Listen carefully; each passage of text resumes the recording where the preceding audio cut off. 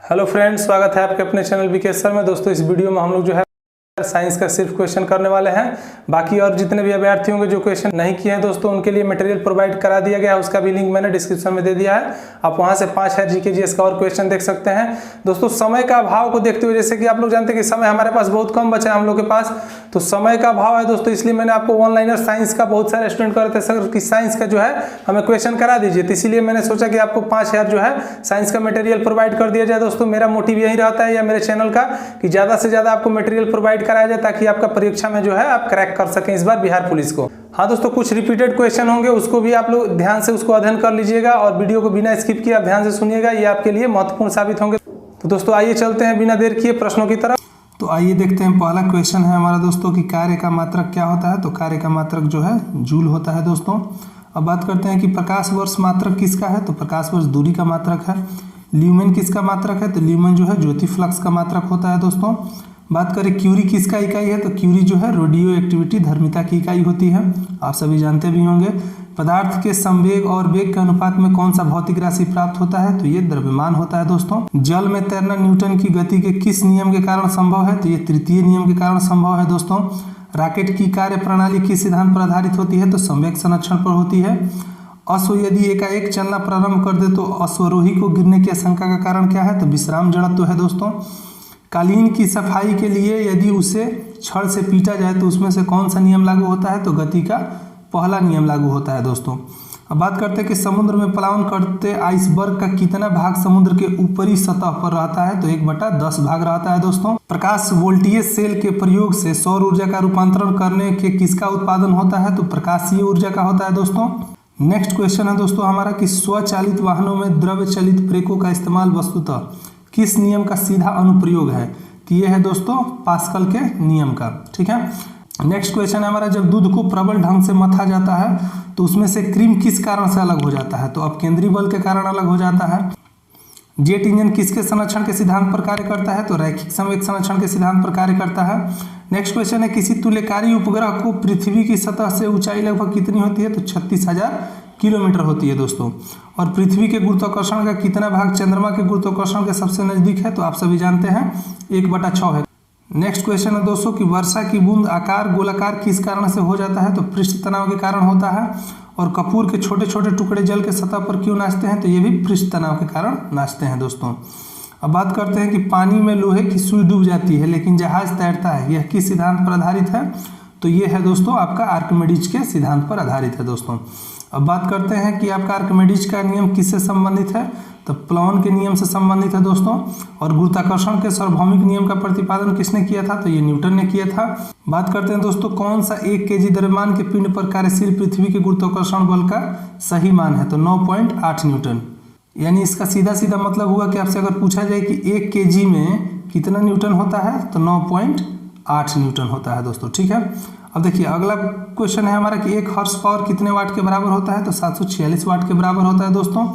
लोहे की सुई पानी की सतह पर किस कारण से तैरती है। तो पृष्ठ तनाव के कारण तैरती है दोस्तों। नेक्स्ट क्वेश्चन है दोस्तों, एक गेंद को क्षैतिज से कितने कोण पर फेंके कि अधिकतम क्षैतिज दूरी तय कर सके। तो ये 45 डिग्री के कोण पर फेंकने पर यह तय कर सकती है दोस्तों।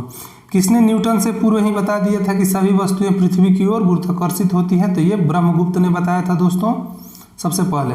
अब बात करते हैं कि क्रिकेट की गेंद को किस कोण से मारा जाना चाहिए ताकि वो अधिकतम दूरी जा सके। तो यह 36 से 45 डिग्री के कोण पर मारने पर जो है सबसे अधिक दूरी तक गेंद जाएगी। अब बात करते हैं दोस्तों कि ऊष्मा एक प्रकार का ऊर्जा है जिसे कार्य में बदला जा सकता है। यह प्रत्यक्ष प्रमाण सबसे पहले किसने दिया। तो ये दिया था दोस्तों रैमफोर्ड ने दिया था सबसे पहले। नेक्स्ट क्वेश्चन है हमारा, किस वैज्ञानिक ने सर्वप्रथम बर्फ के 2 टुकड़े को आपस में घिसकर पिघला दिया था। तो ये डेवी ने दोस्तों सबसे पहले घिसकर पिघलाया था। अब बात करते हैं दोस्तों, वाष्प इंजन में उबलते हुए जल का तापमान किस कारण से उच्च होता है। तो ये होता है दोस्तों बॉयलर के अंदर उच्च दाब के कारण। अगला प्रश्न है हमारा दोस्तों कि ताप युग्म तापमापी किस सिद्धांत पर आधारित होता है। तो सीबेक के प्रभाव पर आधारित होता है। नेक्स्ट क्वेश्चन है दोस्तों कि टोटल रेडिएशन पैरोमीटर का सिद्धांत किस पर आधारित है। तो ये स्टीफन के नियम पर है। नेक्स्ट क्वेश्चन है दोस्तों कि दूर की वस्तुएं जैसे सूर्य आदि का ताप किस तापमापी से मापा जाता है। तो ये मापा जाता है दोस्तों पूर्व विकिरण उत्तमापी द्वारा मापा जाता है, इसे पायरोमीटर भी कह सकते हैं दोस्तों। देखिए अगला प्रश्न है हमारा, कितना तापमान होने पर पाठ्यांक सेल्सियस और फारेनहाइट तापमापी एक ही होंगे? तो ये -40 डिग्री पर दोनों समान होते हैं दोस्तों। यानी अगर आपसे पूछे कि डिग्री सेल्सियस और फारेनहाइट कब इक्वल होंगे, तो -40 डिग्री पर दोनों बराबर होंगे दोस्तों, ठीक है। नेक्स्ट क्वेश्चन है हमारा कि मानव शरीर का तापमान 98.6 फारेनहाइट होता है, सेल्सियस स्केल पर यह कितना होगा? तो 37.6 डिग्री सेल्सियस होगा दोस्तों। नेक्स्ट क्वेश्चन है, अति लघु समय अंतराल को सही मापने के लिए किसका प्रयोग किया जाता है? तो परमाणु घड़ियों का दोस्तों। एक मनुष्य का तापक्रम अगर 60 डिग्री सेल्सियस है तो उसका तापक्रम फारेनहाइट पर क्या होगा? तो ये 140 डिग्री फारेनहाइट होगा दोस्तों। नेक्स्ट क्वेश्चन है कि साइकिल के ट्यूब अधिकांशतः गर्मियों में क्यों फटते हैं? क्योंकि गर्मियों में दोस्तों जो है आयतन बढ़ जाता है और इस कारण से ये ट्यूब फट जाता है दोस्तों। नेक्स्ट क्वेश्चन है हमारे, किसी झील की सतह का पानी बस जमने ही वाला है, तो झील के जो अंदर की स्थल है उसमें जल का तापमान क्या होगा? तो 4 डिग्री सेल्सियस होगा दोस्तों। नेक्स्ट क्वेश्चन है दोस्तों कि ऊष्मा के संचरण की किस विधि में पदार्थ के अणु एक स्थान से दूसरे स्थान तक स्वयं नहीं जाते? तो चालन विधि में दोस्तों जो है एक स्थान से दूसरे स्थान नहीं जाते हैं। द्रव एवं गैस में ऊष्मा का स्थानांतरण किस विधि द्वारा होता है? तो संवहन विधि द्वारा होता है दोस्तों। सूर्य की ऊष्मा पृथ्वी पर किस प्रकार से संचार माध्यम में आती है? तो विकिरण से आती है दोस्तों। और ऊष्मा के स्थानांतरण की किस विधि में माध्यम आवश्यक नहीं है? तो विकिरण में दोस्तों माध्यम की आवश्यकता नहीं है। फिर आपसे पूछा जाएगा कि ऊष्मा संचरण की वह विधि जिसमें माध्यम की कण की गति नहीं करते हैं, कौन सी है? तो ये भी विकिरण है दोस्तों। नेक्स्ट क्वेश्चन है हमारा, आणविक संगठन के द्वारा ऊष्मा का संप्रेषण क्या कहलाता है? तो ये दोस्तों संवहन कहलाता है। और सूर्य विकिरण का कौन सा भाग सोलर कुकर को गर्म कर देता है? तो अरक्त किरण जो है गर्म कर देता है दोस्तों। धूप से बचने के लिए छाते में रंग संयोजक कौन सा सबसे उचित है? तो ऊपर सफेद और नीचे काले जो है होना आवश्यक है दोस्तों। नेक्स्ट क्वेश्चन है दोस्तों कि किस विधि से ऊष्मा स्थानांतरण को न्यूनतम करने के लिए थर्मस पास्कल की दीवारें पर कलई की जाती है? तो विकिरण के द्वारा दोस्तों। अब बात करते हैं किसमें सर्वोच्च विशिष्ट ऊष्मा का मान होता है? तो जल में होता है। नेक्स्ट क्वेश्चन है हमारा कि शुद्ध पदार्थ में कोई अन्य पदार्थ मिला देने पर उसके गलनांक पर क्या प्रभाव पड़ेगा? तो वह घट जाता है। और अपद्रव्यों को मिलाने से गलनांक पर क्या प्रभाव पड़ता है? तो भी घटता है दोस्तों। चावल को पकाने में कहाँ अधिक समय लगेगा? तो माउंट एवरेस्ट या पर्वतों पर भी दे सकता है दोस्तों कि पर्वत पर अधिक समय लगता है, क्योंकि जैसे ही हम लोग ऊपर जाते हैं तो हमारा वायुमंडलीय दाब कम होने लगता है, जिस कारण से हमें चावल पकाने में अधिक समय लगता है या किसी भी चीज को पकाने में वहाँ पे अधिक समय लगेगा भूतल के मुकाबले। नेक्स्ट क्वेश्चन है दोस्तों, किसी द्रव्य का उसके क्वथनांक से पूर्व उसके वाष्प में बदलने की प्रक्रिया को क्या कहते हैं? तो वाष्पीकरण कहते हैं दोस्तों। आंतरिक ऊर्जा की संकल्पना ऊष्मागतिकी के किस नियम से मिलती है? तो ये प्रथम नियम से मिलता है दोस्तों। नेक्स्ट क्वेश्चन है हमारा, ऊष्मागतिकी का प्रथम नियम किस अवधारणा की पुष्टि करता है? तो ऊर्जा संरक्षण का। और किसी बिंदु पर फारेनहाइट तापक्रम सेंटीग्रेड तापक्रम का दुगना होता है, तो 160 डिग्री फारेनहाइट पर। किसी वस्तु की विशिष्ट ऊष्मा किस पर निर्भर करती है? तो पिंड के द्रव्यमान पर निर्भर करती है। नेक्स्ट क्वेश्चन है दोस्तों कि ब्लैक बॉडी किसकी विकिरण को अवशोषित कर सकती है? तो केवल उच्च तरंगदैर्घ्य को अवशोषित कर सकती है। नेक्स्ट क्वेश्चन है दोस्तों कि शीत ऋतु के दिनों में हम मौसम किस प्रकार का होने पर ज्यादा ठंड महसूस करते हैं? तो साफ मौसम में हमें ज्यादा ठंड लगती है दोस्तों। मिट्टी के घड़े में किस क्रिया के कारण जल ठंडा रहता है? तो वाष्पीकरण के कारण। और पराश्रव्य तरंग को सबसे पहले किसने सीटी बजाकर उत्पन्न किया था? तो गाल्टन ने किया था दोस्तों। विमानों में आंतरिक भागों की सफाई में किसका उपयोग किया जाता है? तो पराश्रव्य तरंग का उपयोग किया जाता है दोस्तों। नेक्स्ट क्वेश्चन है हमारा कि मनुष्य को ध्वनि कंपन की अनुभूति किस आवृत्ति सीमा में होती है? तो 20 से 20,000 हर्ट्ज पर होती है। लगभग 20 डिग्री सेल्सियस तापक्रम पर किस माध्यम में ध्वनि की गति अधिकतम रहेगी? तो लोहा पर रहेगी दोस्तों। नेक्स्ट क्वेश्चन है, ध्वनि के किस लक्षण के कारण कोई ध्वनि मोटी या पतली होती है? तो तारत्व, जिसे पिच कहते हैं दोस्तों। पिच के कारण ही स्त्रियों की जो आवाज है पुरुषों की अपेक्षा पतली होती है दोस्तों। नेक्स्ट क्वेश्चन है हमारे, किसके द्वारा सबसे अधिक ध्वनि प्रदूषण होता है? तो हवाई जहाज की उड़ान भरने से। अगला क्वेश्चन है, कौन सी प्रक्रिया प्रकाश और ध्वनि दोनों में घटित नहीं होती है? तो ध्रुवण नहीं होती है दोस्तों। ध्वनि का प्रभाव मानव के कान में कितने समय तक रहता है? तो 1/10 सेकेंड। ध्वनि तरंगे किसके कारण प्रतिध्वनि उत्पन्न करते हैं? तो परावर्तन के कारण। और अगला प्रश्न है हमारा कि एक व्यक्ति को अपनी प्रतिध्वनि सुनने के लिए प्रवर्तक तल से कितनी दूरी पर खड़ा रहना चाहिए? तो 56 फीट पर दोस्तों। और नेक्स्ट क्वेश्चन है, स्टेथोस्कोप ध्वनि के किस सिद्धांत पर कार्य करता है? तो ये परावर्तन के सिद्धांत पर कार्य करता है दोस्तों। और नेक्स्ट क्वेश्चन है हमारा कि पास आती रेलगाड़ी की सीटी की आवृत्ति तथा तीक्ष्णता बढ़ती जाती है, ऐसा किस घटना के कारण होता है? तो डॉपलर प्रभाव के कारण होता है दोस्तों। किस एक प्रकार की तरंग का प्रयोग रात्रि शिष्ट उपकरण में किया जाता है? तो औरक तरंग का किया जाता है दोस्तों। एक जेट वायुयान 2 मैक के वेग से हवा में उड़ रहा है जब ध्वनि का वेग 332 मीटर है तो वायुयान की चाल कितनी होगी? तो 664 मीटर प्रति सेकंड होगा दोस्तों। लगभग 20 डिग्री सेंटीग्रेड के तापक्रम पर किस माध्यम में ध्वनि की गति अधिकतम होगी? तो लोहा का होगा दोस्तों। और एक जैविक पद्धति जिसमें प्राश्रव्य ध्वनि का उपयोग किया जाता है ये क्या कहलाता है? सोनोग्राफी। कौन सी तरंगे शून्य में संचरण नहीं करती है? तो ध्वनि तरंगे जो है दोस्तों वो निर्वात में एक जगह से दूसरे जगह नहीं जा सकती है। अब बात करते हैं कि वह उपकरण जो ध्वनि तरंगों की पहचान तथा ऋजुलेखन के लिए प्रयुक्त होता है क्या कहलाता है? तो सोनार होता है दोस्तों। प्रकाश तरंग किस प्रकार की तरंग है? तो अनुप्रस्थ तरंग है। प्रकाश का तरंग सिद्धांत किसके द्वारा प्रतिस्थापित किया गया था? तो हाइगेंस के द्वारा। और किस घटना के आधार पर प्रकाश तरंगों के अनुप्रस्थ होने की पुष्टि होती है? तो ये ध्रुवण के कारण होती है दोस्तों। प्रकाश के विद्युत चुंबक स्वरूप की खोज किसने की थी? तो मैक्सवेल ने की थी। और किसने सर्वप्रथम यह दिखलाया कि प्रकाश तरंगों का विवर्तन होता है? तो ग्रेमाल्डी ने दिखाया था दोस्तों। अब बात करते हैं नेक्स्ट क्वेश्चन की। तो घटना प्रकाश एवं ध्वनि दोनों में घटित नहीं होती है, कौन सी है? तो ध्रुवण नहीं होती है दोस्तों, जैसे कि मैंने आपको पहले बता दिया है। नेक्स्ट क्वेश्चन है दोस्तों कि सूर्य की रोशनी को पृथ्वी तक पहुंचने में कितना समय लगता है? तो 8 मिनट 16.6 सेकंड लगता है। ठीक है, ये एक्सेप्शनल क्वेश्चन है, अकॉर्डिंग टू ऑप्शन आपको करना है दोस्तों। कहीं कहीं दिया रहता है 8.5 मिनट, कहीं कहीं दिया रहेगा 8.16 सेकंड, तो ऑप्शन के आधार पर आपको करना है। अब देखिए दोस्तों अगला क्वेश्चन है हमारा कि वायु में प्रकाश की गति कितनी होती है? अगर मीटर प्रति सेकंड में दिया रहा है तो ये होगा 3108 मीटर प्रति सेकंड। नेक्स्ट क्वेश्चन है दोस्तों कि सूर्य ग्रहण के समय सूर्य का कौन सा भाग दिखाई देता है? तो ये किरीट देता है दोस्तों। ठीक है, अगला प्रश्न है हमारा कि पानी से भरे किसी बर्तन में पड़ा एक सिक्का किस कारण से थोड़ा उठा हुआ प्रतीत होगा? तो ये प्रकाश के अपवर्तन के कारण थोड़ा उठा हुआ प्रतीत होता है दोस्तों। नेक्स्ट क्वेश्चन है कि पानी में डूबी एक छड़ किस समृद्धि के कारण मुड़ी हुई प्रतीत होती है? तो प्रकाश के अपवर्तन के कारण होती है दोस्तों। किसके कारण आकाश नीला दिखाई देता है? तो प्रकीर्णन के कारण दोस्तों। और सूर्योदय और सूर्यास्त के समय आसमान में लाल रंग किसके कारण होता है? तो प्रकीर्णन के कारण। और इंद्रधनुष में किस रंग का विक्षेपण अधिक होता है? तो बैंगनी का होता है दोस्तों। विक्षेपण का अर्थ यह है फैलाव किसका ज़्यादा होता है, कौन सा रंग जो है ज़्यादा बिखरेगा दोस्तों, ऐसे मतलब फैलेगा, तो ये बैंगनी होता है। और जो लाल रंग होता है दोस्तों ये सीधी रेखा में गमन करता है, ये ज़्यादा फैलेगा नहीं। ठीक है, आप सभी जानते भी होंगे। देखिए नेक्स्ट क्वेश्चन है सूखा बालू चमकीला क्यों दिखाई देता है जबकि गीला बालू धुतहीन दिखाई देता है? इसका कारण है दोस्तों परावर्तन। पेरियोस्कोप बनाने में कौन सा दर्पण का प्रयोग किया जाता है? तो ये किया जाता है दोस्तों समतल दर्पण का प्रयोग किया जाता है। साबुन के पतले झाग में चमकदार रंगों का बनना किस परिघटना का परिणाम है? तो ये बहुलित परावर्तन एवं व्यक्तीकरण का प्रभाव है दोस्तों। नेक्स्ट क्वेश्चन की बात करते हैं। अगला प्रश्न है हमारा कि पिछली साइड के ट्रैफिक को देखने के लिए ऑटोमोबाइल में किस प्रकार का दर्पण का उपयोग किया जाता है? तो उत्तल दर्पण का। और वाहनों में अग्रदीप यानी हेडलाइट में किस प्रकार का दर्पण का उपयोग किया जाता है? तो ये किया जाता है दोस्तों परावलयिक दर्पण का। ठीक है, नेक्स्ट क्वेश्चन दोस्तों कि कार चलाते समय अपने पीछे के यातायात को देखने के लिए किस प्रकार के दर्पण का प्रयोग करना चाहिए? तो उत्तल दर्पण का दोस्तों।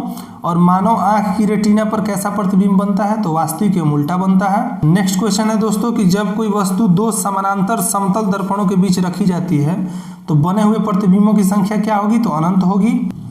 नेक्स्ट क्वेश्चन है दोस्तों कि यदि एक व्यक्ति दो समतल दर्पण जो 60 डिग्री कोण पर आनत है के बीच अगर खड़ा हो तो उसके कितने प्रतिबिंब दिखाई देंगे? तो 5 देंगे दोस्तों।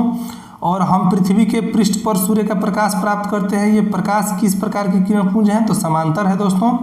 और डायोप्टर किसकी इकाई है? तो लेंस की क्षमता की इकाई है। और श्वेत प्रकाश में कितने रंगों के मेल से बना होता है? तो 7। अभी आपको मैंने बताया कि रंग का तरंगदैर्घ्य अधिकतम होता है किसका? लाल का। और प्रकीर्णन जो होता है सबसे अधिक किसका होता है? तो बैंगनी का होता है दोस्तों। सूर्य के किरण में भी 7 रंग होते हैं। यदि वायुमंडल न हो तो पृथ्वी से आकाश का रंग दिखाई देगा काला। और बात करें फोटोग्राफी कैमरे में कौन सा भाग आंख के रेटिना की तरह कार्य करता है? तो फिल्म करता है दोस्तों। कैमरे में किस प्रकार का लेंस का उपयोग किया जाता है? तो उत्तल लेंस का उपयोग किया जाता है। नेक्स्ट क्वेश्चन है दोस्तों कि मानव आंख पर वस्तु का प्रतिबिंब किस भाग पर बनता है? तो रेटिना पर बनता है। और आंख के किस भाग द्वारा आंखों में प्रवेश होने वाले प्रकाश की मात्रा नियंत्रण करता है? तो आइरिस करता है दोस्तों। आइरिस जो है हमारे प्रकाश को नियंत्रित करता है। नेत्रदान में दाता की आंख को किस हिस्से से प्रतिरूपित किया जाता है? तो इसका कर्निया जो है ट्रांसप्लांट किया जाता है दोस्तों। नेक्स्ट क्वेश्चन है कि स्वस्थ मनुष्य को नेत्र जो है स्पष्ट न्यूनतम दूरी कितनी होती है? तो ये 25 सेंटीमीटर होती है दोस्तों। यदि कोई व्यक्ति दूर की वस्तु को स्पष्ट नहीं देख सकता है तो उसकी दृष्टि में कौन सा दोष होगा? तो निकट दृष्टि दोष। और दूर दृष्टि दोष से पीड़ित व्यक्ति के चश्मे में कौन सा लेंस प्रयोग किया जाता है? तो उत्तल लेंस।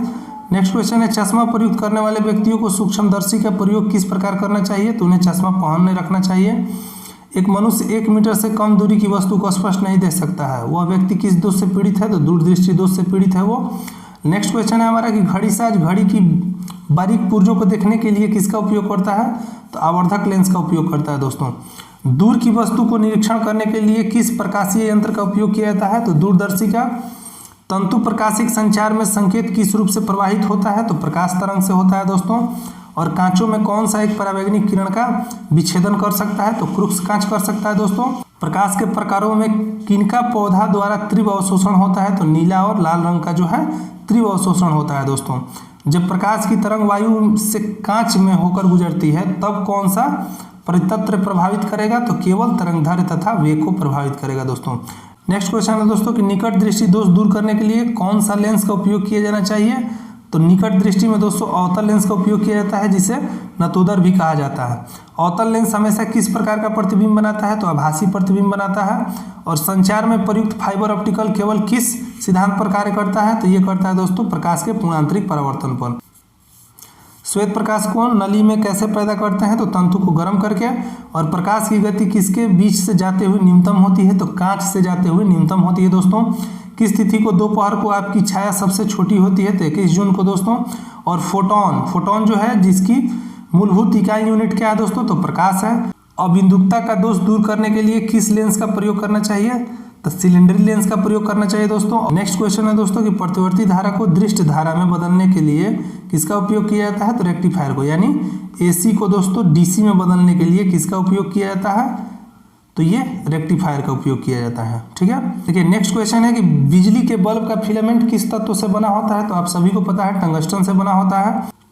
उसके बाद नेक्स्ट क्वेश्चन है दोस्तों कि तड़ित चालक का आविष्कार किसने किया था? तो बेंजामिन फ्रैंकलिन ने किया था दोस्तों। विद्युत उत्पन्न करने के लिए कौन सा धातु का उपयोग किया जाता है? तो ये यूरेनियम का भी उपयोग किया जाता है। हालांकि जल भी होता है दोस्तों और कोयला से भी किया जाता है, लेकिन अकॉर्डिंग टू ऑप्शन करना है। अगर ये दोनों ऑप्शन में नहीं रहे तो यूरेनियम मारना है। अब नेक्स्ट क्वेश्चन है दोस्तों कि एकल परिपथ में प्रयुक्त अर्धचालक चिप किसका बना होता है? तो सिलिकॉन का।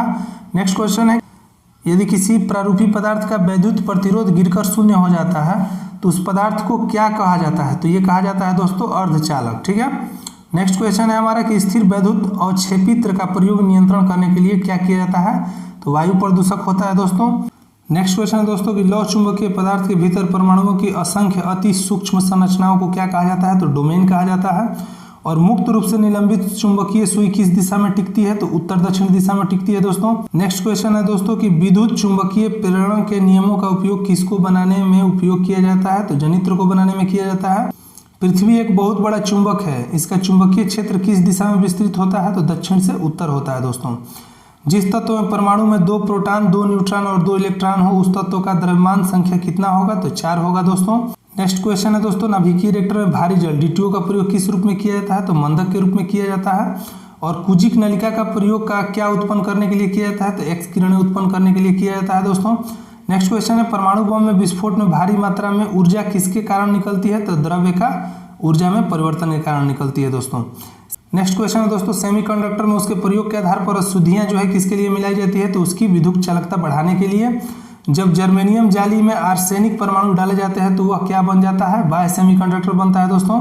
विद्युत उत्पन्न करने के लिए कौन सा धातु का उपयोग किया जाता है? तो यूरेनियम का उपयोग किया जाता है। और कृष्ण छिद्र जिसे ब्लैक होल के नाम से भी हम जानते हैं, सिद्धांत किसका प्रतिपादन किया है? तो ये किया है एस चंद्रशेखर ने, जो भारतीय थे दोस्तों। नोबेल पुरस्कार अल्फ्रेड नोबेल के नाम पर शुरू हुआ, जिन्होंने किसकी खोज की थी? तो डायनामाइट की खोज की थी दोस्तों।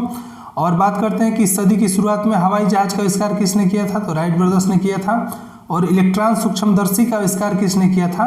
तो नूल और रुस्का ने किया था दोस्तों। यहाँ पे ध्यान दीजिएगा, इलेक्ट्रॉन नहीं है, इलेक्ट्रॉन सूक्ष्मदर्शी का आविष्कार नूल और रुस्का ने किया था दोस्तों। नेक्स्ट क्वेश्चन है दोस्तों डॉक्टरों के द्वारा किस उपकरण का उपयोग किया जाता है? तो स्टेथोस्कोप का किया जाता है। और महासागर में डूबी हुई वस्तुओं की स्थिति जानने के लिए किस यंत्र का प्रयोग किया जाता है? तो सोनार का किया जाता है दोस्तों। और सूर्य की किरणों की तीव्रता मापने वाले उपकरणों को क्या कहते हैं? तो हाइग्रोमीटर कहते हैं। और एक उड़ते हुए चक्के की प्रति सेकंड घूर्णन किससे मापी जाती है? तो स्ट्रेबोस्कोप से मापी जाती है। और कौन सा उपकरण चिकित्सक के द्वारा इस्तेमाल में किया जाता है? तो जैसे कि अभी बताया आपको, स्टेथोस्कोप। चंद्रा एक्सरे दूरबीन का नाम किस वैज्ञानिक के सम्मान में रखा गया? तो एस चंद्रशेखर के सम्मान में रखा गया दोस्तों। साइक्लोट्रॉन किसको त्वरित करने की प्रयुक्त की जाती है? तो परमाणु को। और पायरोमीटर किसके मापने में उपयोग किया जाता है? उच्च तापमान को मापने के लिए पायरोमीटर का उपयोग किया जाता है। जैसे सूर्य का तापमान मापना हो तो उसमें पायरोमीटर का उपयोग किया जाता है दोस्तों। कुलिज नलिका का प्रयोग क्या उत्पन्न करने के लिए किया जाता है? तो एक्स किरण उत्पन्न करने के लिए किया जाता है दोस्तों। नेक्स्ट क्वेश्चन है दोस्तों हमारा, इलेक्ट्रॉनिक कंप्यूटर का आविष्कार किसने किया था? तो एकर्ड एवं मास्ली ने किया था दोस्तों। नेक्स्ट क्वेश्चन है दोस्तों वाटर प्रॉपर्टी से, इसमें पूछा जा रहा है कि तीनों अवस्थाओं जैसे ठोस, द्रव, गैस में पाया जाता है H2 यानी जल पाया जाता है दोस्तों। जल जो है दोस्तों पहले तो लिक्विड फॉर्म में रहता है, अगर उसे हम लोग कूल कर दें यानी ठंडा कर दें तो वो क्या बन जाएगा? बर्फ बन जाएगा, और बर्फ बनेगा तो वो ठोस में परिवर्तन हो जाता है, और उसे हम गर्म करते हैं, अगर जल को गर्म करेंगे तो वो वाटर वेपर के रूप में यानी वाष्प के रूप में वो क्या हो जाएगा? गैस भी बन जाता है दोस्तों। तो वाटर जो है ठोस, द्रव एवं गैस तीनों अवस्थाओं में पाया जाता है। विश्व का प्रत्येक पदार्थ अत्यंत सूक्ष्म कणों से मिलकर बना है, यह सर्वप्रथम किसने कहा था? तो कणाद थे, भारत के जो ऋषि थे दोस्तों कपिल कणाद, उन्होंने ही यह बताया था। परमाणु में कौन सा मूल कण समान संख्या में स्थित होते हैं? तो इलेक्ट्रॉन और प्रोटॉन जो होते हैं दोस्तों समान संख्या में उपस्थित होते हैं। सबसे पहले इलेक्ट्रॉन का आवेश का सफलतापूर्वक निर्धारण किसने किया था? तो मिल्टन ने किया था दोस्तों। रदरफोर्ड के प्रकीर्णन परीक्षण ने किसकी मौजूदगी को सिद्ध किया? तो परमाणुओं में न्यूक्लियस की मौजूदगी को यह सिद्ध किया दोस्तों। नेक्स्ट क्वेश्चन है दोस्तों कि इलेक्ट्रॉन के तरंग की खोज सर्वप्रथम किसने की? तो डी ब्रोगली ने की थी दोस्तों। और डाल्टन के परमाणु सिद्धांत के अनुसार कौन सा छोटा कण स्वतंत्र रूप रह सकता है? तो ये परमाणु है दोस्तों। किस न्यूक्लियर कण में कोई द्रव्यमान और कोई आवेश नहीं होता है किंतु प्रचक्रण होता है? तो न्यूट्रिनो में होता है दोस्तों। जिस तत्व के परमाणु में 2 प्रोटॉन, 2 न्यूट्रॉन और 2 इलेक्ट्रॉन होते हैं उस तत्व का द्रव्यमान संख्या कितना होता है? तो 4 होता है। आणविक कक्षा का विनाश किससे नियंत्रित होता है? तो ये चुंबकीय क्वांटम संख्या से होता है दोस्तों। एकाध आयनित कार्बन परमाणु में नाभिक में क्या होते हैं? 6 प्रोटॉन और 6 न्यूट्रॉन होते हैं दोस्तों। 2 इलेक्ट्रॉन एक ही कक्षा में होते हैं तो उनमें क्या पाया जाता है? विपरीत चक्रण होता है दोस्तों। और कार्बन का परमाणु क्रमांक 6 तथा परमाणु भार 12 हो तो इनमें नाभिक में कितने प्रोटॉन होंगे? तो 6 होंगे दोस्तों। अल्फा और बीटा किरणों की खोज किसने की थी? तो रदरफोर्ड ने। नाभिक से निकलने वाले विकिरण में किसकी वेदन क्षमता अधिक होती है? तो गामा किरण की होती है दोस्तों। आपसे पूछा जाएगा, ऑप्शन में रहेगा अल्फा, बीटा, गामा, तो गामा किरण की वेदन क्षमता सबसे अधिक होती है। बात करते हैं समस्त रेडियो सक्रिय पदार्थ क्षय होने के पश्चात उसका अंतिम रूप में बदल जाता है, तो सीसा के रूप में बदल जाता है दोस्तों। किस रेडियो एक्टिविटी तत्व का नाम उसे खोजकर्ता के देश के नाम पर रखा गया? तो पोलोनियम का रखा गया है दोस्तों। पोलोनियम नामक देश जो है उसके वैज्ञानिक के खोजकर्ता के देश के नाम पर रखा गया था दोस्तों। ठीक है। यूरेनियम विखंडन की सतत प्रक्रिया की जारी रखने के लिए किस कण की जरूरत होती है? तो न्यूट्रॉन की होती है दोस्तों। नेक्स्ट क्वेश्चन है, किस प्रकार की अभिक्रिया से सबसे अधिक हानिकारक विकिरण पैदा होता है? तो विखंडन अभिक्रिया से दोस्तों। चट्टानों की आयु ज्ञात करने के लिए जो है रेडियो एक्टिव आयु आकलन के किस समस्थानिक का उपयोग किया जाता है? तो ये किया जाता है यूरेनियम का दोस्तों। और रक्त कैंसर जैसे ल्यूकेमिया को नियंत्रित करने के लिए उपयोग किया जाने वाला रेडियो आइसोटोप कौन सा है? तो कोबाल्ट 60 है। विद्युत धनात्मक तत्वों के संयोग के लिए क्रिया क्या कहलाता है? तो अवकरण कहलाता है दोस्तों। और कौन सा पदार्थ ऑक्सीकरण तथा अवकरण दोनों की तरफ प्रयुक्त किया जाता है? तो सोडियम नाइट्रेट दोस्तों। और देखिए अगला प्रश्न है हमारा क्या कि ऑक्सीजन की H2 ऑक्सीकरण अवस्था वाला यौगिक कौन सा है? तो F2O है दोस्तों। नेक्स्ट क्वेश्चन है हमारा, अम्ल एवं भस्म के परीक्षण के लिए किसका उपयोग किया जाता है? तो लिटमस का किया जाता है। और सभी अम्ल धातुओं से प्रतिक्रिया कर कौन सी गैस निकलता है? तो हाइड्रोजन निकलता है। नेक्स्ट क्वेश्चन है दोस्तों, हाइड्रोजन सभी अम्लों का एक आवश्यक अवयव है, यह सर्वप्रथम किसने कहा था? तो डेवी ने कहा था।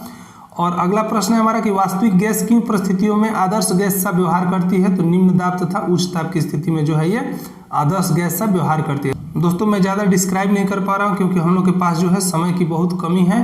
समय को देखते हुए ताकि आपका समय जो लंबा ना जा सके उसमें आप जो है दोस्तों कम समय में ज़्यादा से ज़्यादा क्वेश्चन कवर कर सकें, इसलिए मैं आपको ज़्यादा डिस्क्राइब नहीं कर पा रहा हूँ। मैं फटाफट क्वेश्चन और आंसर की बात कर रहा हूँ यहाँ पे, आप लोग ध्यानपूर्वक सुनते रहिएगा क्योंकि एक बार आप एग्जाम में जाने से पहले इसका रिवीजन करना आपके लिए आवश्यक होगा। ठीक है, तो आइए देखते हैं नेक्स्ट प्रश्न क्या है हमारा कि किसी गैस का अणु भार उसमें वाष्प घनत्व का कितना होता है? तो दुगना होता है दोस्तों। ताप एवं दबाव की समान अवस्थाओं में विभिन्न गैसों के समान आयतन में किसकी संख्या समान होती है? तो अणुओं की संख्या जो है समान होती है दोस्तों। सल्फ्यूरिक अम्ल में निर्माण विधि में उत्प्रेरक के लिए कौन सा पदार्थ विष का कार्य करता है? तो आर्सेनिक सल्फाइड। नेक्स्ट क्वेश्चन है हमारा कि कौन सा एंजाइम ग्लूकोज का एल्कोहल में परिवर्तित करता है? तो जाइमेस करता है दोस्तों। और किस प्रक्रम में वेंडियम पेंटाऑक्साइड को एक उत्प्रेरक के रूप में प्रयोग किया जाता है? तो संस्पर्श प्रक्रम को किया जाता है दोस्तों। सुरक्षा की दृष्टि से खाना पकाने वाली एलपीजी गैस सिलेंडर में क्या भरकर गैस को गंधयुक्त बनाया जाता है? तो इसमें मिथाइल मरकप्टेन भर के दोस्तों इसको गंधयुक्त बनाया जाता है। नेक्स्ट क्वेश्चन है हमारा कि एलपीजी गैस में मुख्यतः होता है तो ब्यूटेन होता है दोस्तों। और वाटर गैस किन दो गैसों का मिश्रण है? तो CO प्लस H2 का मिश्रण होता है दोस्तों वाटर गैस। कोयले के विभिन्न किस्मों में जिसमें कार्बन की प्रतिशत सबसे अधिक होती है क्या होता है? तो एंथ्रासाइट होता है दोस्तों। नेक्स्ट क्वेश्चन है हमारा अग्निशामक यंत्रों में भरा सोडियम बाइकार्बोनेट घोला किस क्रिया के कारण कार्बन डाइऑक्साइड बनाता है? तो गंध काम्ल के चलते बनाता है दोस्तों।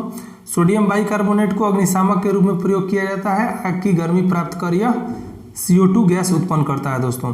पेट्रोल में लगने वाली आग के लिए किस प्रकार की अग्निशामक का प्रयोग किया जाता है? तो झाग वाला अग्निशामक का प्रयोग किया जाता है दोस्तों। किस वैज्ञानिक ने सर्वप्रथम आवर्त सारणी का निर्माण किया था? तो मेंडलीफ किए थे दोस्तों। और आधुनिक आवर्त सारणी पूछे तो जैसे कि आपको नेक्स्ट प्रश्न में दिख रहा है, मोसले ने किया था दोस्तों। बात करें आधुनिक आवर्त सारणी का, तो आधुनिक आवर्त सारणी का नियम का प्रतिपादन मोसले ने किया था। किस एक पर आधुनिक आवर्त सारणी आधारित है? तो परमाणु संख्या पर। और जो मेंडलीफ की आवर्त सारणी था दोस्तों, ये था परमाणु द्रव्यमान पर। ठीक है, याद रखिएगा, मेंडलीफ का द्रव्यमान पर है और मोसले का जो है परमाणु संख्या यानी एटॉमिक नंबर पर है दोस्तों। NaOH सूत्र वाले रासायनिक यौगिक का सामान्य नाम क्या है? तो ये कास्टिक सोडा है दोस्तों।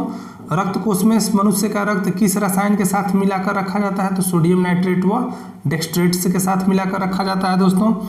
मैग्नीशियम धातु का निष्कर्षण मुख्यतः किस अयस्क से किया जाता है? तो कार्नेलाइट से किया जाता है दोस्तों।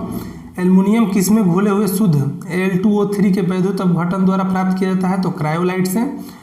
ब्लीचिंग पाउडर किसे गुजरकर तैयार किया जाता है? तो बूझे चूने पर से क्लोरीन को गुजरकर ये ब्लीचिंग पाउडर तैयार किया जाता है। पृथ्वी के गर्भ में दूसरा सबसे ज्यादा पाया जाने वाला धातु कौन सा है? तो लोहा है। और पहला जो है दोस्तों एल्युमिनियम है। नेक्स्ट क्वेश्चन है कि लोहे की इस्पात में बदलने के लिए कौन सी धातु मिलाई जाती है? तो निकेल मिलाई जाती है। स्टेनलेस स्टील तैयार करने के लिए लोहे के साथ कौन सी महत्वपूर्ण धातु उपयोग में लाई जाती है? तो ये लाई जाती है दोस्तों क्रोमियम। क्रोमियम कठोर बनाता है दोस्तों स्टील को, मजबूती प्रदान करने में सहायक होता है। अयस्क को जंग लगने से रोकने के लिए कौन सी प्रक्रिया लाभकारी नहीं है? तो अनिलन जो है लाभकारी नहीं होता है दोस्तों। किस पदार्थ के लगाने से कटे स्थान से रक्त का बहना रुक जाता है? तो फेरिक क्लोराइड को लगाने से रुक जाता है दोस्तों। हरा थोथा या हरा कशिश किस रासायनिक पदार्थ का परिचलित नाम है? तो फेरस सल्फेट का प्रचलित नाम है दोस्तों। मानव शरीर में तांबा धातु की मात्रा की वृद्धि होने पर कौन सी बीमारी होती है दोस्तों? तो विल्सन बीमारी होती है। और वाटर टैंकों में शैवाल को नष्ट करने के लिए किस रसायन का प्रयोग किया जाता है? तो कॉपर सल्फेट का प्रयोग किया जाता है दोस्तों। जस्ता धातु का निष्कर्षण मुख्यतः किस अयस्क में किया जाता है? तो जिंक ब्लेड में। और राजस्थान स्थित जवार की खाने किस खनिज के लिए प्रसिद्ध है? तो ये जस्ता के लिए प्रसिद्ध है दोस्तों। रोटेंडनाशी के रूप में किसका प्रयोग किया जाता है? तो जिंक फास्फाइड का प्रयोग किया जाता है दोस्तों। और चांदी के निष्कर्षण मुख्यतः किस अयस्क से किया जाता है? तो अर्जेंटाइट से किया जाता है दोस्तों। किसके निष्कर्षण के लिए साइनाइड विधि प्रयुक्त की जाती है? तो चांदी के निष्कर्षण में साइनाइड विधि का प्रयोग किया जाता है। अगला प्रश्न है दोस्तों हमारा कि कृत्रिम वर्षा कराने के लिए किस रसायन का प्रयोग किया जाता है? तो सिल्वर आयोडाइड का प्रयोग किया जाता है। और 18 कैरेट के मिश्रित सोने में शुद्ध सोना के प्रतिशत कितना होता है? तो 75% होता है। और 24 कैरेट का हो तब जाके आपका 100% शुद्ध सोना होता है दोस्तों। ठीक है, नेक्स्ट क्वेश्चन है हमारा सामान्य ट्यूबलाइट यानी प्रदीप्ति बल्ब में कौन सी गैस भरी जाती है? तो आर्गन के साथ मरकरी वेपर। मरकरी को किस धातु के पात्र में रखा जाता है? तो लोहे के पात्र में रखा जाता है दोस्तों। सीसा का निष्कर्षण मुख्यतः किस अयस्क से किया जाता है? तो सीसा का निष्कर्षण गैलाना अयस्क से किया जाता है दोस्तों। संचायक बैटरियों में कौन सी धातु का प्रयोग किया जाता है? तो सीसा का। नेक्स्ट क्वेश्चन है दोस्तों कि कौन सी धातु इस्पात में बराबर मजबूत होती है लेकिन भार में उसकी आधी होती है? तो टाइटेनियम जो है उसके भार में आधी होती है दोस्तों। धातु रोशनी के बल्बों के फिलामेंट के रूप में प्रयोग किया जाता है टंगस्टन। और राजस्थान स्थित डोगाना किसके उत्पादन के लिए प्रसिद्ध है? तो टंगस्टन उत्पादन के लिए प्रसिद्ध है दोस्तों। किस धातु का गलनांक कितना कम है कि वह हाथ में ही पिघल जाती है? तो गैल्मियम है दोस्तों जो हाथ में ही पिघल जाती है। कौन सी धातु अर्धचालक भांति ट्रांजिस्टर में प्रयुक्त होता है? तो जर्मेनियम है दोस्तों। और नाभिकीय रिएक्टर में न्यूट्रॉन नियंत्रण के रूप में प्रयोग किया जाता है कैडमियम या बोरान की छड़। और दोस्तों बात करें कौन सा तत्व स्टील में संरक्षण प्रतिरोध उत्पन्न करता है? तो निकेल करता है। और स्टील में कठोरता प्रदान करने के लिए क्या मिलाया जाता है? तो इसमें जो है क्रोमियम और मैग्नीज मिलाया जाता है दोस्तों। रेडियोधर्मिता तत्वों के किन किरणों से कैंसर का उपचार किया जाता है? तो कोबाल्ट से। और नाभिकीय रिएक्टर में ईंधन का काम कौन करता है? तो यूरेनियम करता है दोस्तों। और नाभिकीय ऊर्जा प्राप्त करने के लिए किस तत्व का प्रयोग किया जाता है? तो वो भी यूरेनियम का किया जाता है। बात करें नागासाकी पर संयुक्त राज्य अमेरिका द्वारा गिराए गए परमाणु बम में किसका उपयोग किया गया था? तो प्लूटोनियम का किया गया था। और आतिशबाजी में हरा रंग किसकी उपस्थिति के कारण होता है? तो बेरियम के कारण। और लाल रंग जो होता है स्ट्रोंशियम के कारण होता है दोस्तों। उर्वरक के निर्माण में कौन सा तत्व प्रयोग किया जाता है? तो पोटेशियम। और प्याज लहसुन में गंध किस तत्व की उपस्थिति के कारण होता है? तो ये भी पोटेशियम कारण होता है दोस्तों। एक रेडियोधर्मी तत्व जिसके भारतवर्ष में बड़े भंडार पाए जाते हैं तो वह है थोरियम। किस धातु को प्राप्त करने हेतु बॉक्साइड अयस्क है? तो ये एल्युमिनियम है दोस्तों। फिटकिरी गंदे पानी को किस प्रक्रिया द्वारा साफ करता है? तो स्कंद प्रक्रिया द्वारा साफ करता है दोस्तों। स्कंदन से जो है पानी को साफ करता है। मणिक और नीलम रासायनिक रूप से क्या है? तो दोस्तों ये एल्युमिनियम ऑक्साइड है। और फोटोग्राफी में कौन सा रासायनिक यौगिक प्रयोग किया जाता है? तो सिल्वर ब्रोमाइड किया जाता है दोस्तों। विद्युत तापी साधन के लिए तापी घटक बनाने के लिए जिस मिश्र धातु का प्रयोग किया जाता है वह कौन सी है, तो वह नाइक्रोम है दोस्तों। और स्टेनलेस स्टील में कौन सा तत्व सम्मिलित होता है यानी मिश्रित होता है, तो लोहा, क्रोमियम और कार्बन होता है दोस्तों। ऑडियो और वीडियो टेप पर कौन सा रासायनिक पदार्थ का लेप रहता है, तो आयरन ऑक्साइड का रहता है। किसी बिजली की इस्त्री को गर्म करने के लिए कौन सी धातु का प्रयोग किया जाता है, तो यह भी नाइक्रोम का किया जाता है दोस्तों। किसी धातु से बनाया गया मिश्र धातु हवाई जहाज तथा रेल के डिब्बों में पुर्जे बनाने के काम में लिए जाते हैं, तो एल्युमिनियम। और कौन सा तत्व सबसे पहले कृत्रिम रूप से उत्पादित किया गया था, तो प्लूटोनियम किया गया था दोस्तों। और यूरेनियम के रेडियो एक्टिविटी विद्युतीकरण के फलस्वरूप अनंततः क्या बनता है, तो शीशा बनता है दोस्तों। पीतल किसकी मौजूदगी में निरंतर जो है वायु में रंगहीन हो जाता है, तो ये हाइड्रोजन सल्फाइड के कारण होता है दोस्तों। मणिके का लाल रंग किसकी मौजूदगी के कारण होता है, तो क्रोमियम ऑक्साइड के मौजूदगी के कारण होता है दोस्तों। पायरेक्स कांच को अधिक सामर्थ्य बनाने के लिए क्या उत्तरदायी होता है, तो बोरेक्स होता है। और कांच प्रबलित प्लास्टिक बनाने के लिए किस प्रकार के कांच का प्रयोग किया जाता है, तो पायरेक्स कांच का प्रयोग किया जाता है दोस्तों। किस तत्व को रासायनिक विज्ञान में आवारा तत्व की संज्ञा दी गई है, तो यह हाइड्रोजन को आवारा तत्व की संज्ञा दी गई दोस्तों। अगला प्रश्न हमारा, कौन सा तत्व ब्रह्मांड में सर्वाधिक मात्रा में उपलब्ध है, तो यह हाइड्रोजन है दोस्तों। और पूछा जाता है कि भविष्य का ईंधन के नाम से किसे जाना जाता है, तो ये भी हाइड्रोजन ही है दोस्तों। ठीक है, नेक्स्ट क्वेश्चन की बात करते हैं। पूछा गया, देखिए अगला प्रश्न है आपका कि भविष्य का ईंधन कहा जाता है हाइड्रोजन को। वनस्पति घी का निर्माण में कौन सा गैस प्रयुक्त होता है, तो ये भी हाइड्रोजन होता है दोस्तों। और खाना पकाने के तेल को किस प्रक्रिया द्वारा वनस्पति घी में परिवर्तित किया जाता है, तो हाइड्रोजनीकरण द्वारा किया जाता है दोस्तों। जल एक अच्छा विलायक है या किसके उच्च होने के कारण होता है, तो जल का परावैद्युत स्थिरांक के कारण होता है। विश्व में लगभग कितने प्रतिशत भूभाग पर जल है, तो 71% है दोस्तों। समुद्री जल से शुद्ध जल किस प्रक्रिया द्वारा प्राप्त किया जाता है, तो आसवन द्वारा किया जाता है दोस्तों। एक नाभिकीय रिएक्टर में भारी जल का कार्य क्या होता है, तो न्यूट्रॉन की गति को कम करना होता है दोस्तों। हाइड्रोजन के साथ सबसे अधिक यौगिक किस तत्व द्वारा बनाया जाता है, तो कार्बन के द्वारा बनाया जाता है दोस्तों। भारी मशीनों में स्नेहक के रूप में किस पदार्थ का प्रयोग किया जाता है, तो ग्रेफाइट का किया जाता है। यानी लुब्रिकेंट्स का अगर पूछे कि भारी मशीन में जो है लुब्रिकेंट्स के रूप में किसका प्रयोग किया जाता है, तो ग्रेफाइट का। हीरे का जवाहरात के रूप में उपयोग उसके किस गुण पर निर्भर करता है, तो अपवर्तनांक के गुण पर निर्भर करता है दोस्तों। किसकी उपस्थिति के कारण चूने का पानी वायु में रखने पर दूधिया हो जाता है, तो कार्बन डाइऑक्साइड के कारण होता है दोस्तों। बियर को भंडारित करने में सबसे पहले कौन सी गैस मिलाई जाती है, तो कार्बन डाइऑक्साइड मिलाई जाती है। और मृदु पेय के दाब के अंतर्गत गैस में कौन सी उपस्थिति रहता है, तो ये भी कार्बन डाइऑक्साइड रहता है दोस्तों। गैसों में निम्न समूहों में कौन सा हरित गृह प्रभाव को योगदान करता है, तो कार्बन डाइऑक्साइड और कार्बन मोनोडाइऑक्साइड दोनों होता है दोस्तों। वैसे सबसे ज़्यादा मात्रा में पूछे तो ये भी CO2 होगा दोस्तों। ठीक है, पूछे अधिक मात्रा में कौन सा होता है हरित ग्रीन हाउस गैस में, तो कार्बन डाइऑक्साइड और carbon monodioxide. According to option आप करिएगा। ट्रांजिस्टर बनाने में आमतौर पर किसका इस्तेमाल किया जाता है, तो सिलिकॉन का। और विभिन्न प्रकार के कांच निर्माण में प्रयुक्त होने वाला मुख्य घटक कौन सा है, तो सिलिका है। फ्लैश बल्बों में किसके वायुमंडल में मैग्नीशियम का तार रखा जाता है, तो नाइट्रोजन में। और बढ़ते हुए पौधे को किस तत्व की सबसे अधिक मात्रा में आवश्यकता होती है, तो नाइट्रोजन की आवश्यकता होती है।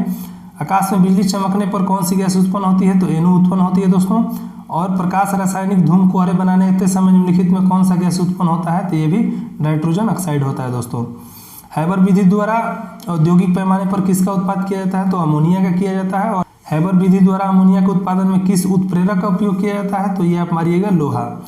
गोताखोर सांस लेने के लिए कौन सी गैस का मिश्रण प्रयोग करते हैं, तो ऑक्सीजन तथा हीलियम का करते हैं। सुपरसोनिक वायुयान समताप मंडल में कौन सा पदार्थ विसर्जन करते हैं, तो NOx करते हैं दोस्तों।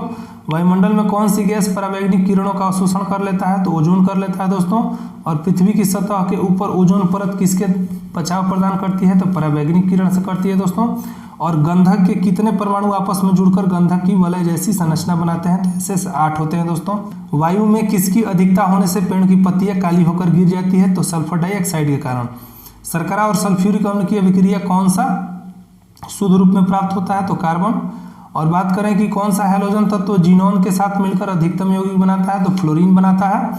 और किस हैलोजन सदस्य का उपयोग कीटाणुनाशक के रूप में किया जाता है, तो क्लोरीन किया जाता है दोस्तों। और वायुयान के टायरों में भरने में किस गैस का प्रयोग किया जाता है, तो हीलियम का प्रयोग किया जाता है। और हीलियम को छोड़कर अन्य सभी अक्रिय गैसों बाह्य कक्षा में कितने इलेक्ट्रॉन होते हैं, तो 18। और बात करें कि एक विद्युत बल्ब के जीवन बढ़ाने के लिए सामान्यतः उसमें क्या भरा जाता है, तो आर्गन गैस भरा जाता है। और बोटनी शब्द की उत्पत्ति भाषा शब्द कहाँ से हुई थी, तो ये ग्रीक से हुई थी दोस्तों। बोटनी शब्द की उत्पत्ति किस देश से हुई थी, तो ये ग्रीक से हुई थी। नेक्स्ट क्वेश्चन हमारा, चिकित्सा शास्त्र के विद्यार्थियों को किसकी शपथ दिलाई जाती है, तो हिप्पोक्रेटस की। पर्यावरण का अध्ययन जीव विज्ञान किस शाखा के अंतर्गत आता है, तो पारिस्थितिकी के अंतर्गत आता है। तो मृदा में धान की पैदावार बढ़ाने वाला मुक्त जीवी जीवाणु कौन सा है? तो एनाबीना है दोस्तों। और अगला प्रश्न है हमारा कि जंतुओं में होने वाला फुट एंड माउथ रोग किसके कारण उत्पन्न होता है? तो विषाणु के कारण। और हाइड्रा की स्रावी कोशिकाओं में कौन सा सहजीवी शैवाल मिलता है? तो यूक्लोरेला मिलता है। और डबल रोटी के निर्माण में किसका का प्रयोग किया जाता है? तो सैक्रोमाइसिस का किया जाता है। और पेड़ की छालों पर उगने वाले लाइकोन को क्या कहते हैं? तो इस लाइकेन का नाम है दोस्तों कार्टिकोल्स। नेक्स्ट क्वेश्चन है खाली चट्टानों पर उगने वाले लाइकोन को क्या कहा जाता है? तो सेक्सिकोल्स। और जापान के लोग किस लाइकेन को सब्जी के रूप में खाते हैं दोस्तों? तो इंडोकार्पन को सब्जी के रूप में खाते हैं।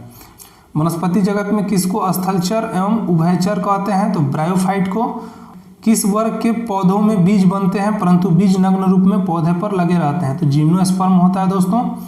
नेक्स्ट क्वेश्चन है हमारा कि दमा एवं खांसी के रूप में काम आने वाली औषधि इफेड्रिन किससे प्राप्त की जाती है? तो ये इफेड्रा से प्राप्त की जाती है दोस्तों। और किस एक की खेती पौधे का प्रतिरोपण करके की जाती है? तो प्याज का।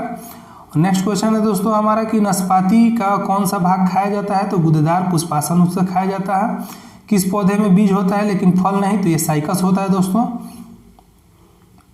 नेक्स्ट क्वेश्चन है सामान्यतः अंकुरण के लिए किसकी आवश्यकता नहीं होती है? तो प्रकाश की। सजीव प्रजक अंकुरण किस में पाया जाता है? तो ये राइजोफेरा में पाया जाता है दोस्तों। किस चीज में अधिक खाने से ही केवल पृथ्वी की अधिक जनसंख्या का भरण पोषण हो सकता है? तो वनस्पति उत्पाद। तेल बीज यानी ऑयल सीड्स वाली फसल किससे संबंधित है? तो क्रूसीफेरी से संबंधित है दोस्तों। एट्रोपा वेलेडोना के किस भाग से वेलाडोना औषधि प्राप्त की जाती है? तो पत्तियों से। एवं एफेड्रा पौधे का कौन सा भाग एफिड्रिन औषधि का उत्पन्न करता है? तो तना। पुष्प की सुखाई गई कलियों का प्रयोग मसाले के रूप में किया जाता है लौंग। दोस्तों कि फूल गोभी में कौन सा भाग खाया जाता है? तो ये होता है पुष्पक्रम। नेक्स्ट क्वेश्चन है दोस्तों कि हल्दी चूर्ण टर्मेरिक पौधों के किस भाग से प्राप्त किया जाता है? तो ये शुष्क जो है प्रकंद से प्राप्त किया जाता है। सामान्य प्रयोग में आने वाले मसाला लौंग कहाँ से प्राप्त होते हैं? तो फूल की कली से होते हैं दोस्तों। किस फसल में एजोला एनाबीना जैव उर्वरक का प्रयोग किया जाता है? तो चावल में। और चिलगोजा निम्न में से किस एक प्रजाति के बीज से प्राप्त होता है? तो पाइन से होता है दोस्तों। पौधे की वृद्धि के लिए कितने आवश्यक तत्वों की जरूरत होती है? तो 16। और धान का खैरा रोग किस तत्व की कमी के कारण होता है? तो जस्ता के कारण होता है। और फूल गोभी में बीटल रोग किस तत्व की कमी के कारण होता है? तो डव के कमी के कारण होता है दोस्तों। नेक्स्ट क्वेश्चन दोस्तों कि ऊर्जा रूपांतरणों में से किसके द्वारा प्रकाश संश्लेषण की क्रिया संपादित होती है? तो प्रकाश से रासायनिक ऊर्जा में। और प्रकाश संश्लेषण में हरे पौधे द्वारा कौन सी गैस छोड़ी जाती है? तो ऑक्सीजन छोड़ी जाती है दोस्तों। किस पादप हार्मोन के छिड़काव से अनिषेक फल प्राप्त किए जा सकते हैं? तो ऑक्सीन। एवं प्रकाशनुवर्ती संचलन किसके द्वारा नियंत्रित किया जाता है? तो ऑक्सीन के द्वारा दोस्तों किया जाता है। पादप वृद्धि अनुमापन के साथ किस भारतीय वैज्ञानिक का नाम जुड़ा है? तो जेसी बोस का नाम जुड़ा है दोस्तों। और किस पेड़ को अपनी वृद्धि के लिए सर्वाधिक मात्रा में जल की आवश्यकता होती है? तो यूकलिप्टस को होती है दोस्तों। और पेड़ की पत्तियों में पाए जाने वाला हरा पदार्थ क्या कहलाता है? तो क्लोरोफिल कहलाता है। पादप रोग का सबसे उत्तरदायी कारक कौन सा है? तो फफूंदी है। और हरित बाली रोग किस फसल से संबंधित है? तो बाजरा से है दोस्तों। और टीका रोग किस फसल से संबंधित है? तो मूंगफली से। और धान के प्रसिद्ध खैरा रोग जस्ता की कमी के कारण होता है, जैसे कि मैंने आपको बता दिया है। चाय में लाल रस्ट रोग किसके कारण होता है? तो हरे शैवाल के कारण होता है दोस्तों। और फसलों पर आक्रमण करने की कीट की प्राय कौन सी अवस्था अधिक हानि पहुंचाती है? तो कैटरपिलर होते हैं दोस्तों। और कौन सा जीवित ऊतक उच्च वर्गीय पौधे में जैव पोषक वाहक का कार्य करता है? तो ये फ्लोएम करता है दोस्तों।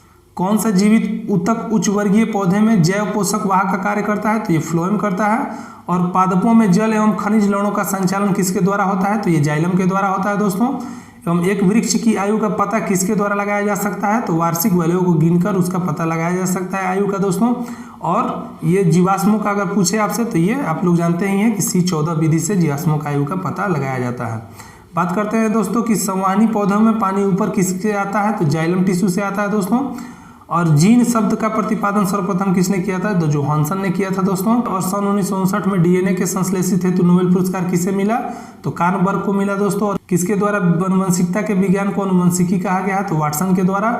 और सेल नाम किस जैव वैज्ञानिक ने सर्वप्रथम दिया था? तो रॉबर्ट हुक ने दिया था दोस्तों। सेल का अर्थ यहाँ पे कोशिका होता है, तो आप लोग ध्यान रखिएगा। कौन सी रचना जंतु कोशिका को वनस्पति कोशिका में विभेदित करती है? तो ये सेंट्रियोल करती है दोस्तों। और नेक्स्ट क्वेश्चन है हमारा कि कोशिका में राइबोसोम की अनुपस्थिति में निम्न में से कौन सा कार्य संपादित नहीं होगा? तो प्रोटीन संश्लेषण। और यदि माइटोकॉन्ड्रिया काम करना बंद कर दे तो कोशिका में कौन सा कार्य नहीं हो पाएगा? भोजन का ऑक्सीकरण नहीं हो पाएगा दोस्तों। नेक्स्ट क्वेश्चन है कि कोशिका का ऊर्जा गृह यानी पावर हाउस किसको कहा जाता है, तो माइटोकॉन्ड्रिया को कहा जाता है दोस्तों। और किसकी उपस्थिति के कारण किसी पादप कोशिका और पशु कोशिका में अंतर पाया जाता है, तो वो कोशिका भित्ति के कारण होता है दोस्तों। कौन सा कोशिकांग प्रोटीन संश्लेषण में प्रमुख भूमिका निभाता है, तो ये एंडोप्लाज्मिक रेटिकुलम एवं राइबोसोम के द्वारा होता है। प्रोग्राम्ड सेल डेथ का कोशिकीय एवं आणविक नियंत्रण क्या कहलाता है, तो एंजीन कहलाता है दोस्तों। कौन सा अंगक प्रायः जंतु कोशिका में उपस्थित नहीं होता है, तो लवक होता है दोस्तों। और जीव द्रव्य एक शब्द का प्रयोग सर्वप्रथम किसने किया था, तो पुरकिंजे ने किया था दोस्तों। और जीव द्रव्य जीवन का भौतिक आधार है, यह कथन किसका है, हैक्सले का है दोस्तों। और डीएनए के द्विहैक्सिल प्रारूप को पहली बार किसने प्रस्तावित किया था, तो वाटसन तथा क्रिक ने किया था दोस्तों। न्यूक्लियस की खोज सर्वप्रथम किसने की थी, तो ब्राउन ने की थी दोस्तों। नेक्स्ट क्वेश्चन है दोस्तों हमारा, कोशिका एवं आणविक जीव विज्ञान केंद्र कहाँ स्थित है, तो ये हैदराबाद में है दोस्तों।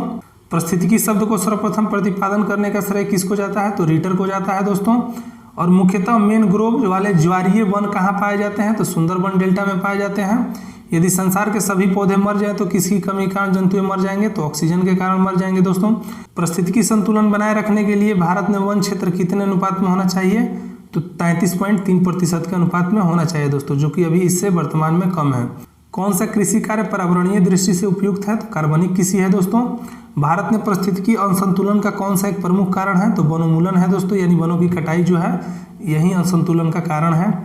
वह वर्णक जो वनस्पति को परावैज्ञानिक किरणों के दुष्प्रभाव से बचाता है वो कौन सा है, फाइकोसाइनिन है दोस्तों। पारिस्थितिकी तंत्र में तत्वों का चक्रण को क्या कहते हैं, तो जैव भू रासायनिक चक्र कहते हैं दोस्तों। धारणीय विकास जिनके उपयोग के संदर्भ में पीढ़ीगत संवेदनशीलता का विषय क्या है, तो प्राकृतिक संसाधन है दोस्तों। यहाँ पे एक मनुष्य के जीवन को पूर्ण रूप से धारणीय करने के लिए आवश्यक न्यूनतम भूमि को क्या कहते हैं, तो पारिस्थितिकी पदछाप कहते हैं दोस्तों। कौन सी गैस पृथ्वी पर हरित गृह प्रभाव में सर्वाधिक योगदान करती है, तो कार्बन डाइऑक्साइड करती है दोस्तों। कौन सी गैस हेमोग्लोबिन से संयोग कर रक्त के एक विषैली पदार्थ बनाती है, तो CO बनाती है। और भोपाल दुर्घटना में कौन सा गैस का रिसाव हुआ था, तो मिसाइल आइसोसाइनाइड। किस वायु प्रदूषक के कारण मनुष्य में तंत्रिका तंत्र संबंधित रोग पैदा होता है, तो सीसा के कारण। ऊर्जा के किस रूप से प्रदूषण की समस्या नहीं होती है, तो सौर से। और वायुमंडल में जिस ओजोन छिद्र का पता लगाया गया है वो कहाँ स्थित है, तो आर्कटिक के ऊपर स्थित है दोस्तों। प्रदूषक के रूप में फिनोलिक्स के गंदे पानी में किसका प्रयोग करके निकाला जाता है, तो बहुलक अधिशोषक का प्रयोग करके। सबसे खराब वायु प्रदूषक उत्पन्न करने वाला पदार्थ कौन सा है, तो कार्बन डाइऑक्साइड। भूमिगत जल के प्रवाह के साथ नीचे की ओर बहने वाली प्रदूषकों को क्या कहते हैं, तो नीलांछक कहते हैं दोस्तों। अस्थियों का अध्ययन विज्ञान किस शाखा के अंतर्गत किया जाता है, तो ऑस्टियोलॉजी। और पैलियोंटोलॉजी के अंतर्गत किसका अध्ययन किया जाता है, तो जीवाश्म का। और विज्ञान की शाखा न्यूरोलॉजी से कौन सा अंग का अध्ययन किया जाता है, तो स्नायु तंत्र का। और टिश्यू कल्चर का अध्ययन किसके उपयोगी होता है, तो अनुवंशिकी के लिए। और रक्त में एंटीबॉडी एवं एंटीजन का अध्ययन को क्या कहते हैं, तो सीरोलॉजी कहते हैं दोस्तों। और पारिस्थितिकी विज्ञान इकोलॉजी के संबंध किससे है, तो शरीर संरचना एवं वातावरण से। और गोविंद खुराना को किस क्षेत्र में प्रतिष्ठित नोबेल पुरस्कार मिला था, तो चिकित्सा विज्ञान में मिला था दोस्तों। वह वैज्ञानिक कौन सा है जिसने पहली बार रुधिर परिसंचरण की व्याख्या की थी, तो हार्वे ने की थी दोस्तों। हृदय का पहला प्रतिस्थापन किसके द्वारा किया गया है, तो डॉक्टर क्रिश्चियन बोनार्ड के द्वारा किया गया है दोस्तों। नेक्स्ट क्वेश्चन है हमारा कि डीएनए की संरचना को सबसे पहले किसने रेखांकित किया, तो वाटसन एवं क्रिक ने किया था दोस्तों। विकास का सिद्धांत किसके द्वारा प्रतिपादन किया गया था, तो चार्ल्स डार्विन के द्वारा किया गया था। और किसके द्वारा अनुवंशिकता को विज्ञान को अनुवंशिकी कहा गया यानी जीनेटिक्स कहा गया, तो वाटसन के द्वारा कहा गया दोस्तों। किस वैज्ञानिक ने खोजा था कि मलेरिया मच्छर द्वारा उत्पन्न होता है, रोनाल्ड रॉस ने खोजा था। और हिस्टियोलॉजी शब्द का सर्वप्रथम प्रयोग किसने किया था, तो मेयर ने किया था दोस्तों। नेक्स्ट क्वेश्चन है कि किस प्रकार के ऊतक शरीर की सुरक्षा कवच का कार्य करते हैं, एपिथेलियमी ऊतक जो होते हैं दोस्तों ये शरीर की सुरक्षा कवच का कार्य करता है। संवेदना का चालन शरीर के एक भाग से दूसरे भाग में किसके द्वारा होता है, तो तंत्रिका ऊतक के द्वारा होता है दोस्तों। जन्म के बाद मानव के किस ऊतक को कोई कोशिका विभाजन नहीं होती है, तो तंत्रिका के द्वारा। और डीएनए का डबल हेक्सिल मॉडल किसने दिया था, तो वाटसन एवं क्रिक ने दिया था। माता पिता के गुण उनकी संतानों के किसके द्वारा स्थानांतरित होती है, तो गुणसूत्र द्वारा होती है दोस्तों। नवजात शिशु के लिंग का निर्धारण किसके वंशागत हुए गुणसूत्र द्वारा किया जाता है, तो पिता पर निर्भर होता है। एक सामान्य मानव शुक्राणु में ऑटोसोम की संख्या कितनी होती है, तो 22 जोड़ी होती है। गुणसूत्र भी पूछा जा सकता है कि गुणसूत्र की संख्या कितनी होती है, तो जोड़ी 22 जोड़ी होती है। और नंबर पूछे तो 46 होती है दोस्तों। नेक्स्ट क्वेश्चन है दोस्तों कि एक अंधे पुरुष का विवाह किसी दूसरे अंधे पुरुष के पुत्री से हुआ तो उसके संतान में क्या होगा, तो उसके आधे पुत्र जो है अंधे होंगे दोस्तों। डीएनए उंगली छाप का प्रयोग किसकी पहचान के लिए किया जाता है, तो चोरों के पहचान के लिए किया जाता है दोस्तों। मलेरिया परजीवी तथा अभिमा किस श्रेणी में रखा जाता है, तो प्रोटोजोआ श्रेणी में रखा जाता है दोस्तों। नेक्स्ट क्वेश्चन है कि फ्लैट वॉर्म्स को किस संघ के अंतर्गत रखा गया है? तो ये रखा गया है दोस्तों प्लेटी हेल्मिनिथीज के अंतर्गत। नेक्स्ट क्वेश्चन है दोस्तों कि टैप वर्म किस संघ का महत्वपूर्ण प्राणी है? तो ये दोस्तों प्लेटी हेल्मिनिथीज। नेक्स्ट क्वेश्चन है दोस्तों हमारा कि फेरिटीमा पोस्थुमा निम्न में से किस का वैज्ञानिक नाम है? तो केंचुआ का है। और किस समूह में जीवों को डूबने से हुई मृत्यु का पता लगाने में महत्व होता है? तो डाइटम होता है दोस्तों। किस एक प्रकार के जीव में वह घटना पाई जाती है जिसमें मादा मैथुनोपरांत नर को मार देती है? तो ये मकड़ी होता है दोस्तों। तालाबों और कुओं में किस एक को छोड़ने से मच्छर को नियंत्रित करने में मदद मिलती है? तो गैम्बूसिया को छोड़ने से मदद मिलती है दोस्तों। भारतीय वन्य जीवन के संदर्भ में जो है फ्लाइंग फॉक्स क्या है? तो चमगादड़ है दोस्तों। वृद्ध अवस्था में मनुष्य की हड्डियां क्यों कमजोर हो जाती हैं? तो कैल्शियम की कमी के कारण कमजोर होती है दोस्तों। और मानव शरीर में पाचन का अधिकांश भाग किस अंग में संपन्न होता है? तो छोटी आंत में। और मुख में मंड यानी स्टार्च का शर्करा में पाचन किसके द्वारा होता है? तो टाइलिन के द्वारा होता है। अधिकतम पोषक तत्व रक्त में कहाँ अवशोषित किए जाते हैं? तो छोटी आंत में दोस्तों। पेट में भोजन को पचाने के लिए निम्नलिखित में से किस खास की आवश्यकता होती है? तो ये एंजाइम की आवश्यकता होती है दोस्तों पाचन के लिए। मानव शरीर में भोजन का रक्त द्वारा अवशोषण कहाँ सर्वाधिक होता है? तो छोटी आंत में। मनुष्य के शरीर में हृदय एक बार धड़कने के लिए कितना समय लेता है? तो 0.8 सेकेंड लेता है दोस्तों। नेक्स्ट क्वेश्चन है सामान्य जीवन काल में मनुष्य का हृदय लगभग कितनी बार धड़कता है? तो 2 अरब बार धड़कता है दोस्तों। मानव शरीर में रुधिर बैंक यानी ब्लड बैंक का कार्य कौन करता है? तो प्लीहा स्प्लीन या तिली इसको कहते हैं दोस्तों।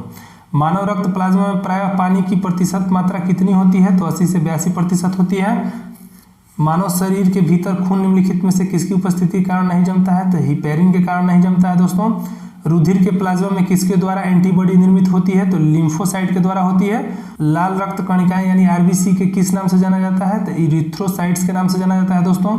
आरबीसी का जीवन काल कितना दिन होता है? तो 120 दिन होता है। और लाल रुधिर कणिकाओं का उत्पादन किसके द्वारा होता है? तो अस्थि माजा के द्वारा होता है दोस्तों। मनुष्य के रक्त में WBC यानी श्वेत रक्त कण व्हाइट ब्लड सेल जो होता है कौन सी किस्म अधिक होती है? तो न्यूट्रोफिल्स अधिक होती है दोस्तों। मानव शरीर के किन कोशिकाओं में सबसे कम पुनर्योजन शक्ति होती है? तो मस्तिष्क कोशिकाएं में होती है दोस्तों। नेक्स्ट क्वेश्चन है गर्भाशय में विकसित हो रहे भ्रूण को किस संचरण द्वारा पोषण होता है? तो प्लेसेंटा द्वारा होता है दोस्तों। गर्भाशय में शिशु का विकास जानकारी हेतु किसका प्रयोग किया जाता है? तो अल्ट्रासाउंड का प्रयोग किया जाता है दोस्तों। नेक्स्ट क्वेश्चन है कि भ्रूण के विकास के लिए किस अंग द्वारा खाद्य की पूर्ति की जाती है? तो बीजांडासन के द्वारा की जाती है दोस्तों। गाय एवं भैंस के थनों में दूध उतारने के लिए किस हार्मोन की सुई लगाई जाती है? ऑक्सीटोसिन का सुई लगाया जाता है दोस्तों। और नेक्स्ट क्वेश्चन है हमारा कि मानव शरीर में कौन सा ग्रंथि एक साथ अंतःस्रावी तथा बाह्यस्रावी दोनों तरह के कार्य करता है? तो अग्नाशय।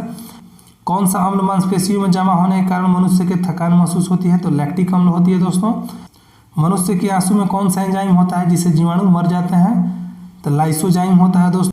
किस प्रक्रिया द्वारा श्वसन के दौरान गैसें रुधिर में प्रवेश करती है और फिर उसे छोड़ती है?